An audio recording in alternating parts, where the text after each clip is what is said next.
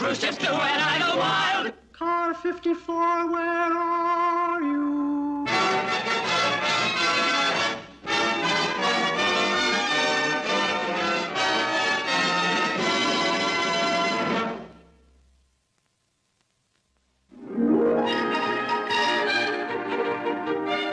Go ahead.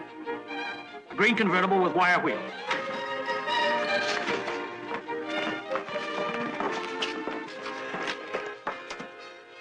Captain Block, the rookies are here. Men, you're about to start your on-duty training. For 2 weeks, you'll accompany seasoned veterans on their patrols. Be free to ask questions. Watch them in the performance of their duties. Lieutenant? Captain Block, Lieutenant Chrisman, Personnel Training Bureau. How do you do? Men, I want to welcome you to the 53rd Precinct. Now, the police officers I'm going to assign you to are all crack men. Excuse me, Captain, but I've already made out the assignments. But I've always... There's been a change in procedure. I've studied your personnel carefully, Captain, and I'm sure I'll place our future police officers with the men who will benefit them most. Of course. Thank you. Williams, you're assigned to ride in car 38 with Officers Steinmetz and Dubrow. But they're dressing to go on duty. You'll find them up in the locker room. You'll learn a lot from them. Kramer, you'll work with Police Clerk Antonucci. He's at his desk in the back room. He's a good man. Garfield, you'll ride in car 46 with Officers Wallace and O'Hara. They're going on duty in just a few minutes. Yes, sir. Corrigan, Reginald Corrigan. Does the name mean anything to you, Captain? Corrigan? If you read the police news, you'd know he graduated with the highest marks ever recorded at the police academy.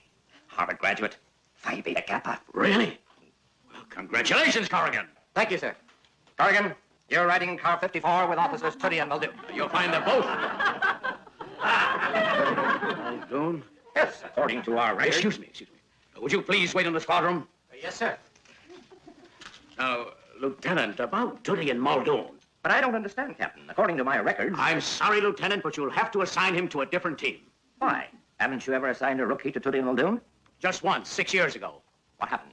He joined the fire department. I have other teams that Corrigan could be just... According to my research, Captain, car 54 is the only place for a man like Corrigan. But he's so young. Captain Block, we're testing a new procedure of personnel selection, which the Chief of Training has been kind enough to let me call the Cushman Plan. Cushman Plan? Instead of leaving the selection of patrol car partners to you men at the police precinct level, the Cushman Plan studies the background of each individual and matches partners who have the same intellectual capacity and taste. And you think Tuddy and Muldoon? Oh, I'm only talking about Muldoon, Captain. I know Tuddy's intellectual capacity. I've seen the record he hung up at the police academy. It caused a reorganization of the entire training program. I know. Muldoon, on the other hand, like Corrigan, is a college graduate. He was top man of his class at the academy. They have similar tastes. They talk the same language. They'll keep each other inspired, which makes for greater efficiency. You mean if it works out, Muldoon and Corrigan will be a permanent team? Exactly. I'm looking forward to it as the first shining example of the Cushman Plan. But Tuddy and Muldoon have been partners for 9 years. I know. It's probably the most colossal mismatch in police history. Poor Muldoon.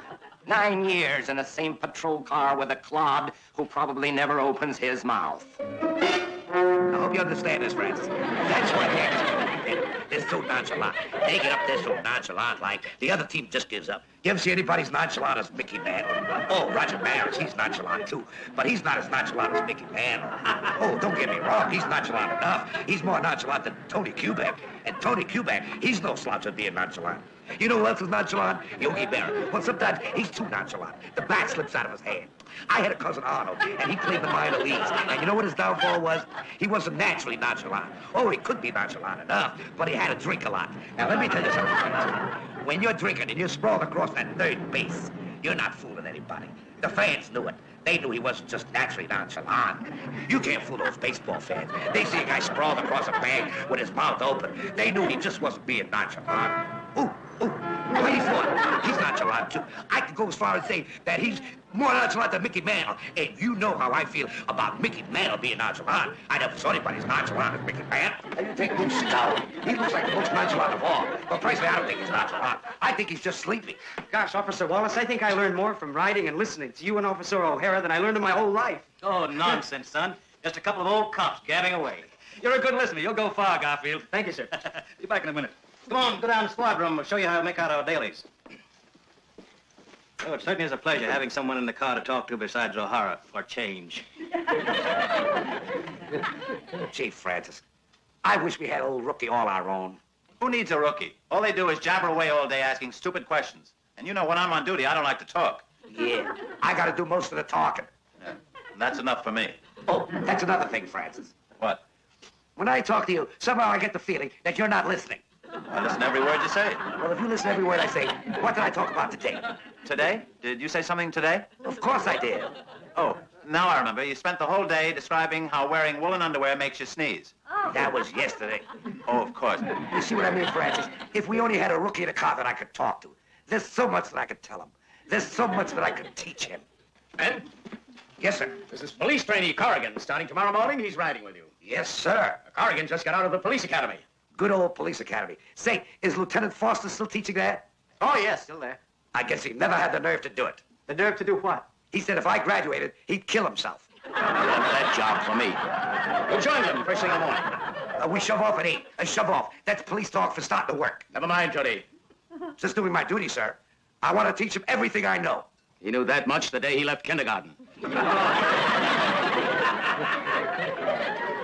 Looks like a pretty nice kid. They're all nice kids. But nice kids don't have any place in a patrol car with officers who have work to do. See, Francis, wouldn't it be great to have someone to talk to? Oh, no offense, Francis. What we start off the conversation with? I guess baseball. Maybe pro football. Maybe a discussion on sports cars. That should fill in the first day nicely. Gunther, aren't you planning on talking to him about police work? Well, of course, but not while we're on duty. Oh, of course not. Francis, What? while I'm talking to this Corrigan, feel free to join in. Thank you. I mean, I don't want you to feel left out. I'd just as soon.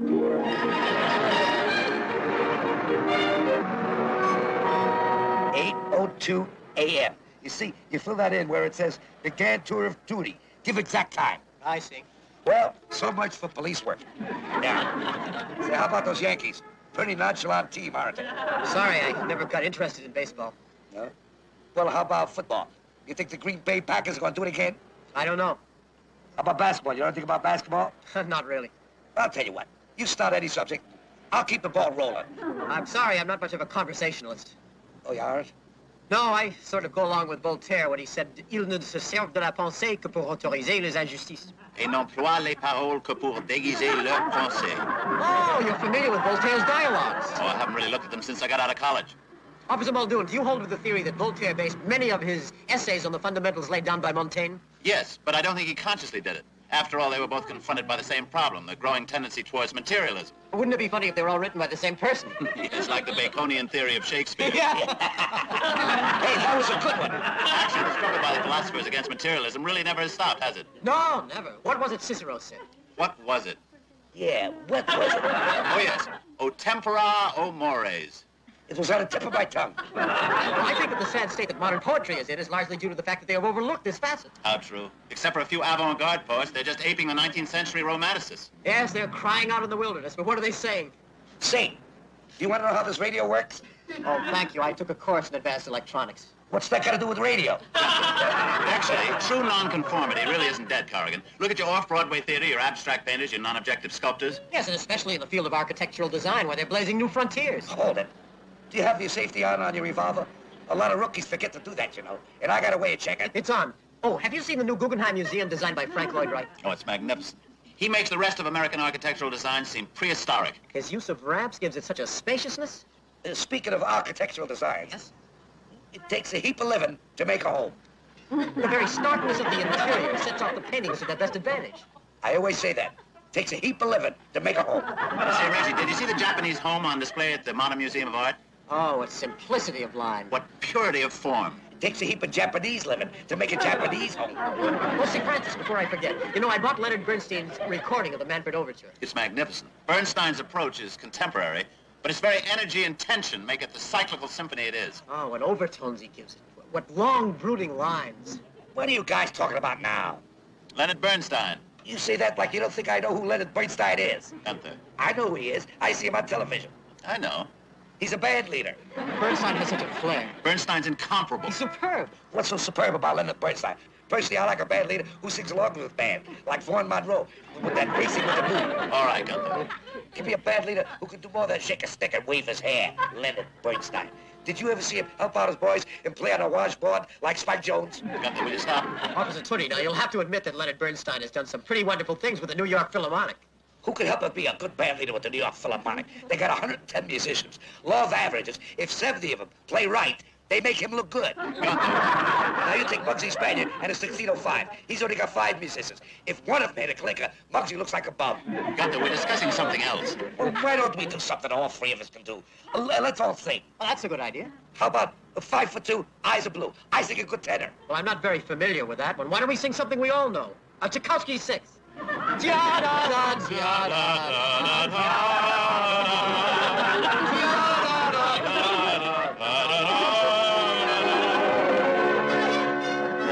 I can't agree with you, Reggie. But Francis, according to Huxley, living matter always arises by the agency of pre-existing living matter. But how do you reconcile this with Newton's theory Excuse me, that... Francis, have you got room for Schnauzer? Schnauzer? Yeah, in your car. Tonight's our night for bowling.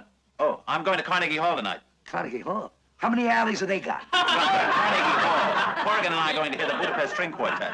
Well, after the Budapest, Well, after the concert, we're going to the Modern Museum to see the new Picasso exhibit. after Picasso? I'm sorry, Gunther. I'll go bowling with you next week.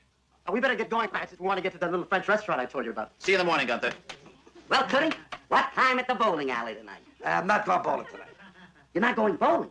What's the matter you're not going bowling? Are you sick? Must I be sick not to want to go bowling tonight? For you not to go bowling, not only must you be sick, you must be on the critical list. Oh, brother, there's lots of people not going bowling tonight. Is the Budapest String Quartet going bowling tonight? Is Picasso going bowling tonight? What's the Budapest String Quartet and Picasso got to do with you? But we got a lot in common. None of us are going bowling tonight.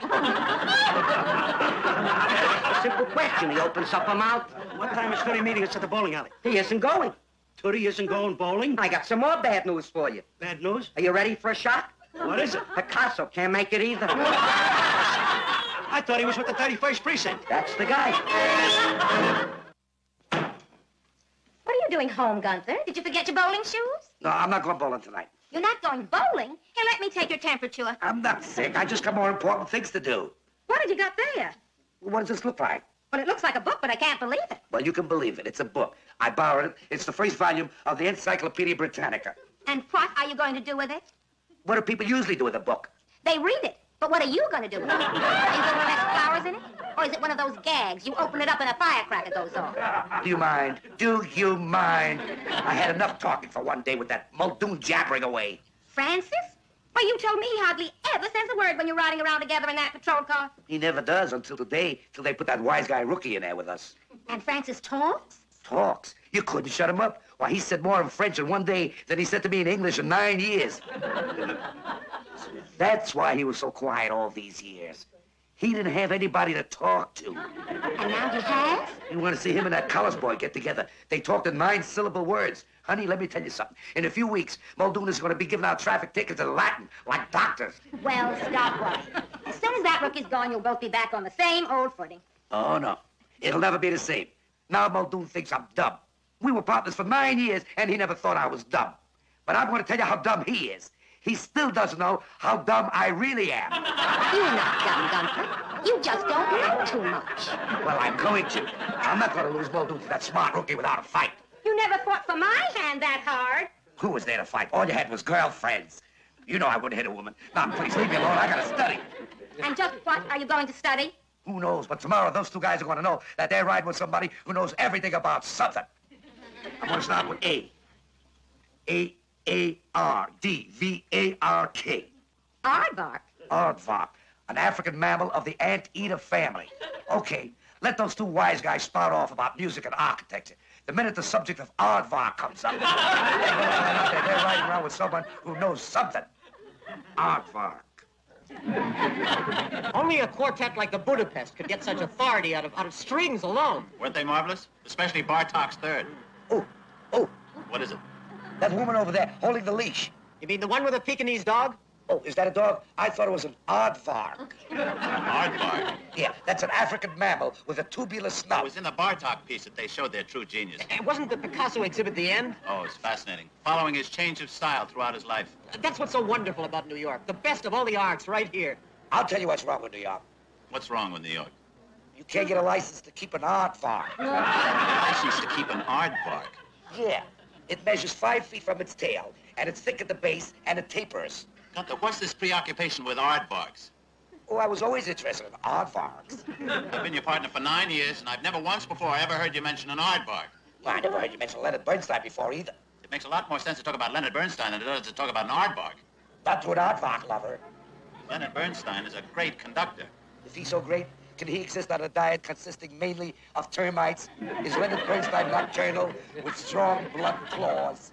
Officer Tootie, you mentioned termites. You know, Professor Butler of Harvard made an interesting study. Oh, you mean his thesis in support of the Gregory theory on the evolution of insects? Yes, wasn't it marvelous how he used the Darwin Galapagos papers in support of his analysis? Not only marvelous, but if you read the papers all the way through, you'll find that the Indian moth, unlike the roof moth... Bolivia, bounded on the north by Brazil. Main export, tin.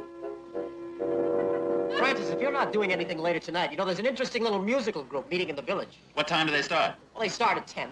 Did you say tin? No, I said 10. I thought you said tin. Tin is the principal export of Bolivia, bounded on the north by Brazil. Officer Tootie, there's something I've been meaning to ask you. Is aardvark meat edible? How do I know? That was yesterday's word. And we said about Bolivia. No one's interested in Bolivia. I know.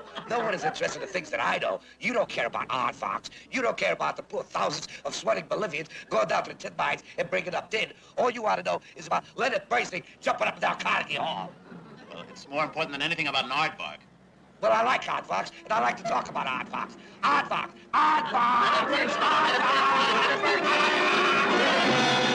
Tootie, you and Muldoon have been together for 9 years. I sort of hate to see you break up. It's like the end of an era. I'm sorry, Captain, but I don't belong in the same car with Muldoon. He needs a partner like that new rookie Corrigan. I've been riding around them for a week, and all I've been doing is listening. I need a partner I can talk to, somebody who speaks my language. Tootie, are you sure you want to split up with Muldoon? Somehow, the two of you together? Oh, Captain, let us not allow sentiment interfere with efficiency. Don't worry, Officer Tootie. I've been expecting this. According to the Crispin plan, I've already earmarked a new partner for you.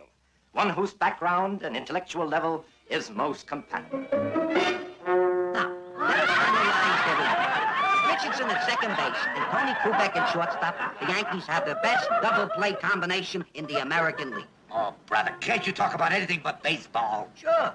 You think Notre Dame will come up with a good football team this year? Football, baseball. Can't you talk about something important? Important. All right, important. You think Frank Sinatra's clan really broke up, or do you think they're meeting in secret? There you go again, wasting your time with television, sports. There are big things to discuss. Like what? Like they're tearing down the Met. They're tearing down the New York Mets? The new baseball team? How can they tear them down? They haven't even built them up yet. Not the baseball team, the Metropolitan Opera House. Like Muldoon and Corrigan said, the Metropolitan Opera House was the last example of Rococo 19th century architecture left. And they're gonna tear it down, Leo. Well, let them tear it down. Where were you with your highbrow friends when they came with those lousy bulldozers and tore down Ebbets Fields? Where were you when they tore up the dugout bench that Leo DeRosa used to sit on and call for beanballs? Shame on you, Tootie. I thought you'd be the last one to desert the memory of the Dodgers. I'm sorry, Leo. I've been listening to so many conversations for the last 2 weeks. I can't get interested in baseball. I feel sorry for you, Tootie. Thanks, Leo. The worst thing that can happen to a guy happened to me. I'm not a highbrow. I'm not a lowbrow. I'm something new. I'm a no-brow. I'm riding with a no-brow. That's worse than riding with an umpire. Picasso, yes. Matisse, yes. But I draw the line at Jackson Pollock. Francis, forget about technique. Think of his daring, his utter abandon. Here it is, Captain. My report showing the complete success of the Crispin plan. When the commissioner reads how well I fitted Muldoon and Corrigan together... Police department! This is a police department! I'll tell you what you are. You're a bunch of bunglers. What's going on? What's going on? I'll tell you what's going on. A guy goes into my butcher shop, he robs me, he goes out. I go out after him and yell, police, police. A police car goes right by me without stopping. What car was that? Car 54. Car 54. Yeah, Muldoon I saw, but with a stranger. They went right by? Right by. I ran after them for 2 blocks. They didn't even turn their heads. 53rd Precinct. An accident on Fordham Road. We'll send a patrol car. What? There was a patrol car there, and it went right by without stopping? What? It went by twice? Car 54. Muldoon and Corrigan. It's the 4th call we've gotten today. They've cruised by fires, street fights, holdups. The minute they come in, I want to... But you must admit... Muldoon. You must admit that only Kusevitsky could bring out the poignancy of Prokofiev's earlier works. Muldoon. True, Francis, but he never did capture the andante movements of Shostakovich. Muldoon, Corrigan! Did you want something, Captain? Into my office. I'm shocked. You cruised right by holdups, accidents. Muldoon, what's happened to you? Reggie, would you wait outside a minute? Of course. But remember, we have to be at the Metropolitan Museum by 8 if we want to hear that lecture on early Egyptian art. I know. Cap, would you get that guy off my back? Would you get him away from me? All he does is talk, talk, talk. Well, Tootie talked all the time, too. I know, but Tootie talked nonsense. I didn't have to listen to him. I can keep my mind on police matters. But this guy Corrigan brings up such intelligent subjects, I have to keep my mind on what he's saying. I have to keep thinking. Please, Captain, get him away from me so I can concentrate on police matters again. Please.